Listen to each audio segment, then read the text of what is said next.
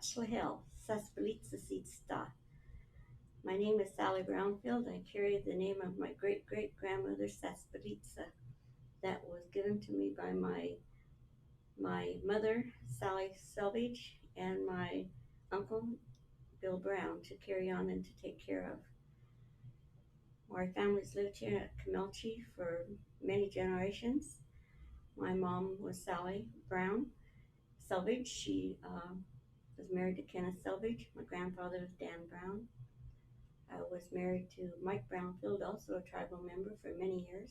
We had two sons, Jess and Toby, and we lost Mike in 2005, lost Toby in 2010.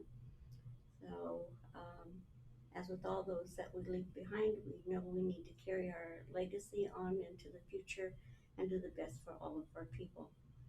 So, I'm running for council position number one. Why do you want to run for tribal council? And if elected, what would you like to contribute or be known for? What leadership experience do you have working with committees and boards, etc.? Well, I believe it's essential that we have a good, strong council that provides leadership and that works together. I've served on many boards in many capacities. I've had elected positions. I've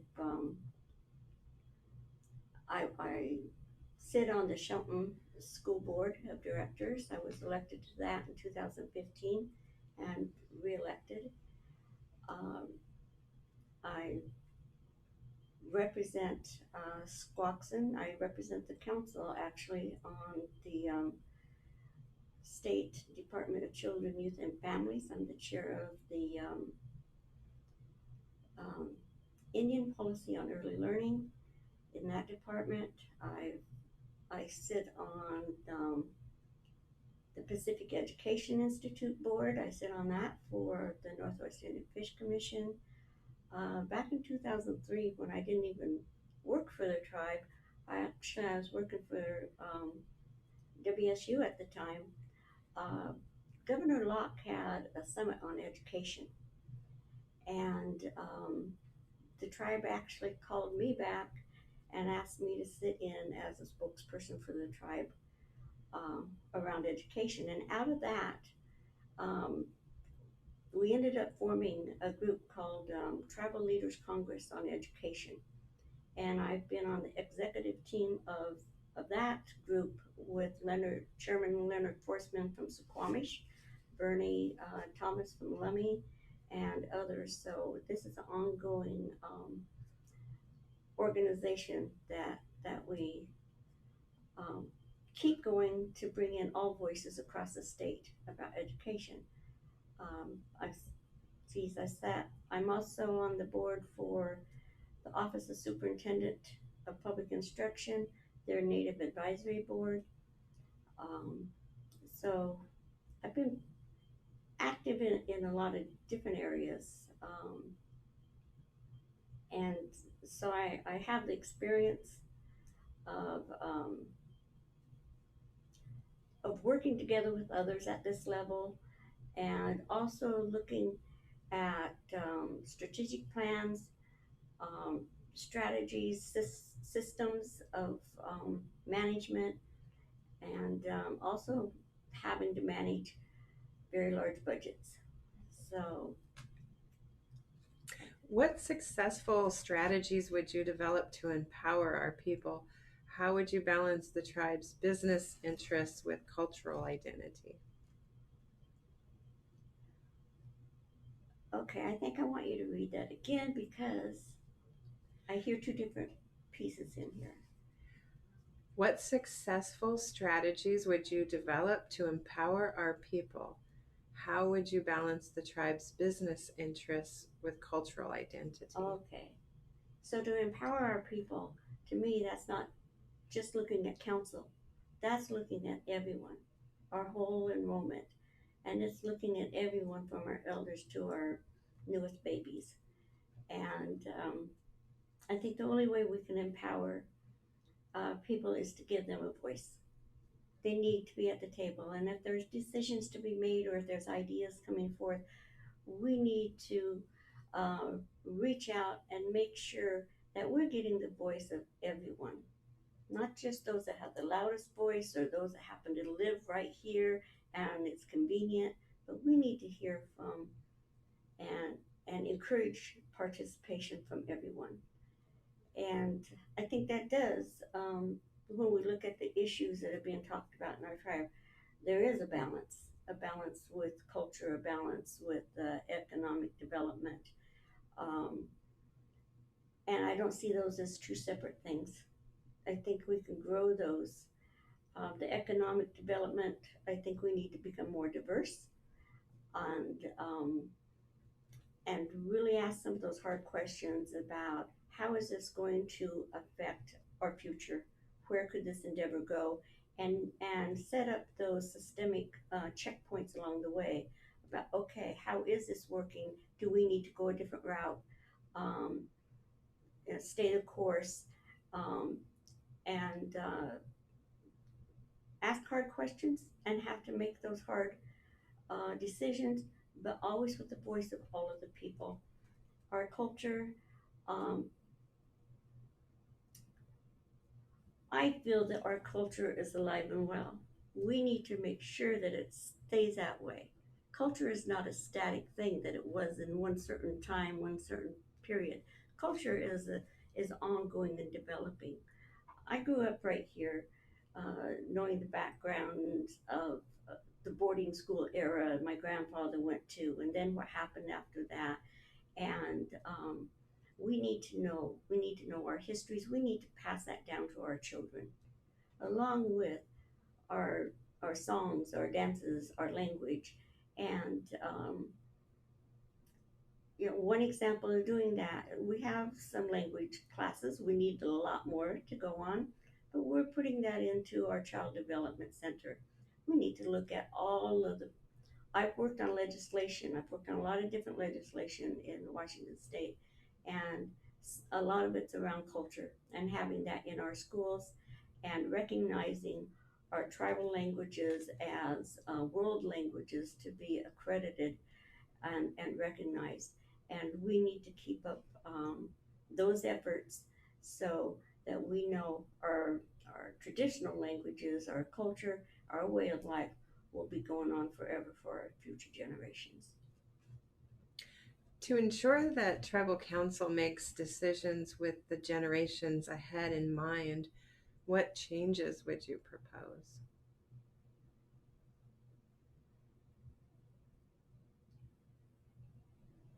I think we always need to have our generations ahead. And some of those in our tribe might be our youngest parents and making sure that they have a voice. We have our elders and their grandparents, and they want to see things happen too. But where's the voice for those babies? And oftentimes we have young parents that may need some supports, may need some education, may need to be brought in to our family wellness kind of programs, and to help them advocate, to teach our youngest people how to be advocates for themselves, to be advocates for their children, and bring that forth. And kind of like I said before, making sure all voices are there. So again, looking, saying where are we going? Geez, especially in today's day, where are we going 5 years from now? Where are we going to look like next year? What are we going to look like 10 years, 15 years, 30 and 50 years out? So where what do we build now? What do we have systemically and uh, in place, and how can we build and have all those checks and balances that we need to have to guide us along the way to carry this into our futures? How do we make our leaders accountable? what, in your opinion, would create more transparency? Well, first of all, I don't think we should have to make our leaders be accountable. I think this is something that should um, be part of how we do business. Um, I think we need more dialogue along the way in the directions that the tribe goes. Um, we need to encourage participation from all. Going into that council chambers shouldn't be a mystifying thing or a scary thing. It should be a welcoming place. And we have had some talking circles. I think we need to do those sorts of things uh, much more. We also need to have those checks and balances. And one thing I would like to see is minutes of those council meetings that not just actions taken, but what is the voice of our council? Where do they stand on issues? Oftentimes in our minutes, it simply says this was passed, that was passed. What was the discussion behind it? The votes. What are the actual votes? Who's voting on what? Right now, we don't know which council members vote for what and against what. We just know this was the decision for the whole tribal general body to know um, how to vote, how to support, who to support. Um, they need to know not just what a conversation would be, but what happens in those council chambers. What would you do to prepare the tribe for future disasters, such as a pandemic or an earthquake? Well, I believe um, we learn a lot from experiences. We learn a lot from hindsight. Um, it is not always 2020, but we I think we've learned a lot from what we've gone through so far. And I know that in years past, a long time ago, we had preparations going on, and it's changed over the years. Um, I think we need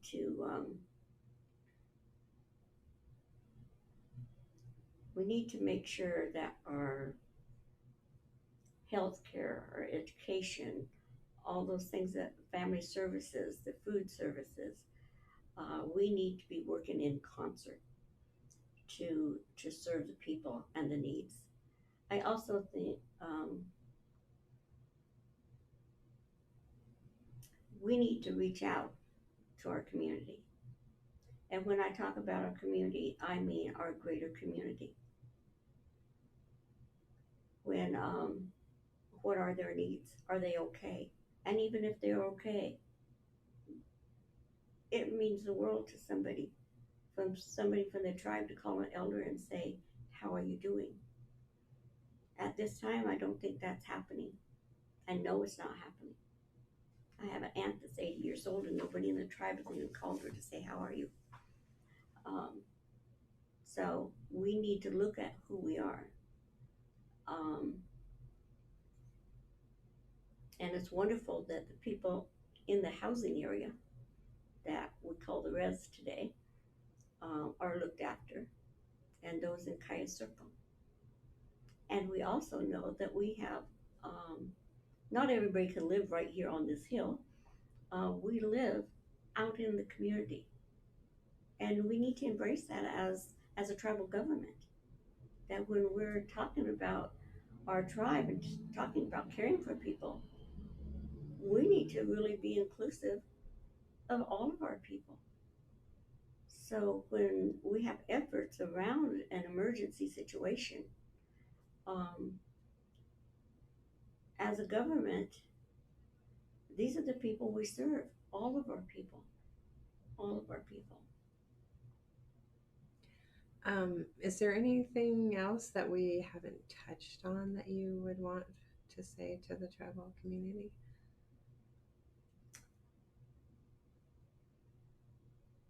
Well, most of you know I have an education background. I taught K-12 and I do a lot with early learning now. I taught at the university level. I really, because of the pandemic and these things, we don't know what school's going to look like in the fall or future. I, I really want at this time for our tribe to look at some some real basic systems. How do we want our children to be educated? Not just pick up on the public school system as we've done forever. That's never been successful for a majority of our people. For a lot of people, that works fine. For others, it doesn't. So how can we right now look at what works? Also for our health clinic, for those social services, um, how how are we ready for change? It might this pandemic might be taking us in those ways, but it's time for us to look at how we take those and how do we build our government? How do we look at our natural resources? How do we look at our businesses? Maybe it's time for us to really look at everything with new eyes in a different way to say, how do we go forward? How do we go forward with a new, re energized vision to meet the needs of our people, both economic jobs? What are the jobs that we have or should be created that's going to help our people in the future? And how do we ready them for that with the supports that they need through education, through our social services, and all those others? We need to do this together and build a bright and beautiful future for all of our people.